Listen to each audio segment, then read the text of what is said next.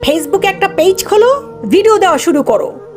যেই মোমেন্টে তোমার মনে হবে তোমার হাজবেন্ড তোমাকে মূল্যহীন মনে করতেছে, যেই মোমেন্টে কেন রে ভাই, আমি তো মনে করি 18 বছর হয়ে গেলে প্রত্যেকটা মেয়ের নিজের পায়ে দাঁড়ানো উচিত, নিজের ইনকাম করা উচিত।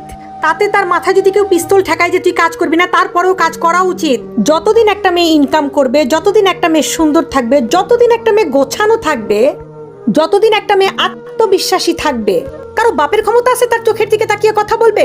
জাস্ট চিন্তা করো, তোমার বেতন মাসে 10 লাখ টাকা, তুমি 10 লাখ টাকা মাসে ইনকাম করো, তোমার শাশুড়ি এসে তোমার পা টিপবে।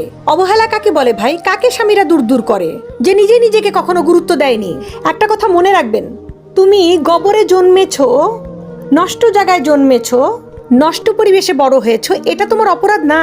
তোমার অপরাধ হচ্ছে তুমি পদ্মা নদী দেখেছো, টলটলে জল দেখেছো, তারপরেও তুমি নর্দমায় পড়ে আছো। এটা হলো অপরাধ।